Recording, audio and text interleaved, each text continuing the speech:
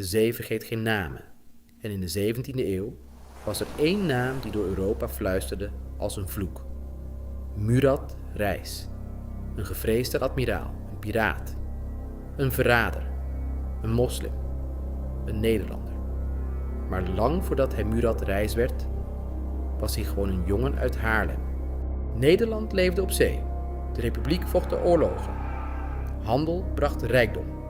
Maar de oceaan bracht iets anders. Mannen verdwenen erop. Of veranderden erdoor. Jan Janszoon groeide op in een wereld van zout, hout en kanonnen. Een wereld waarin moraal vervaagde zodra de kust verdween. Kapiteins werden rovers. Kooplieden werden jagers. En ergens tussen oorlog en winst verdween Jan Janszoon langzaam uit Europa. Niemand weet precies wanneer het gebeurde. Maar ergens op zee werd hij gevangen genomen. Barbarijse kapers. Mannen die vanuit Noord-Afrika Europese schepen overvielen. Voor Europa waren ze monsters. Voor anderen waren ze soldaten van een nieuwe wereld. Jan werd meegenomen naar de kust van Marokko. En daar stond hij voor een keuze.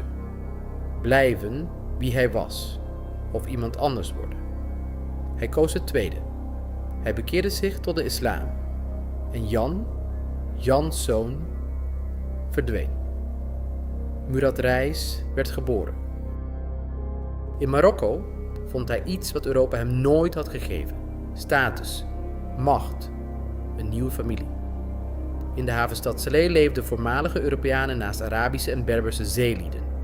Talen vermengden zich, religies botsten, maar op zee werden ze één vloot. Murad Reis liep niet langer door de straten van Haarlem. Nu liep hij door markten vol kruiden, rook en gebeden. Moskeeën bepaalden het ritme van de dag. De Atlantische wind bracht schepen uit Afrika, Europa en het Ottomaanse Rijk. En ergens tussen die werelden bouwde hij zichzelf opnieuw op. Hij werd meer dan een piraat. Murad Reis werd admiraal, diplomaat, onderhandelaar. Een man die christelijke zeevaart begreep, maar vocht onder islamitische vlag. Dat maakte hem gevaarlijk. Hij kende beide beschavingen van binnenuit. Veel Europeanen zagen hem als verrader, maar Murad zag zichzelf misschien anders. Niet als gevangene, maar als iemand die eindelijk macht had gevonden.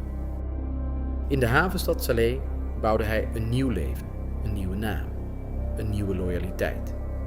En langzaam werd de Nederlander uit Haarlem één van de gevaarlijkste mannen op zee. Zijn schepen trokken langs Spanje, Portugal, Engeland. Zelfs IJsland bleef niet gespaard. Kustdorpen brandden. Mensen verdwenen in slavernij. Kerken baden voor bescherming tegen mannen die uit de mist verschenen. En aan het hoofd daarvan stond een Nederlander.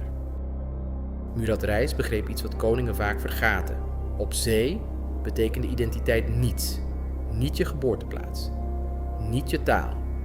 Niet je geloof. Alleen macht telde. En Murad beheerste die macht. Hij sprak meerdere talen. Onderhandelde tussen werelden. Vocht voor islamitische heersers. Maar dacht als een Europese zeeman. Hij werd een brug tussen beschavingen. En tegelijk een nachtmerrie voor beide kanten. Voor Europa was hij een afvallige. Voor Noord-Afrika een levende herinnering dat de christelijke wereld niet onoverwinnelijk was. Murad Reis hoorde nergens meer volledig thuis. Misschien was dat precies waarom hij zo gevaarlijk werd. Jaren later bezocht zijn Nederlandse dochter hem in Marokko. Een moment bijna onmogelijk voor te stellen. Een vrouw uit de Republiek, oog in oog met haar vader, de piraat van Salé. Was hij nog Jan Janszoon? Of bestond die man al lang niet meer? Geschiedenis geeft zelden antwoorden, alleen echo's. Murad Reis stierf ver van Haarlem, ver van het land waarin hij geboren werd. Maar zijn verhaal bleef bestaan. Niet omdat hij de grootste piraat was, maar omdat hij iets belichaamde waar Europa bang voor was. Dat identiteit veranderlijk is, dat geloof kan verschuiven, dat macht mensen herschept. En dat ergens tussen Nederland en Marokko, tussen christendom en islam, tussen handel en oorlog, een man zichzelf opnieuw uitvond. De zee vergeet geen namen en Murad Reis werd er één van.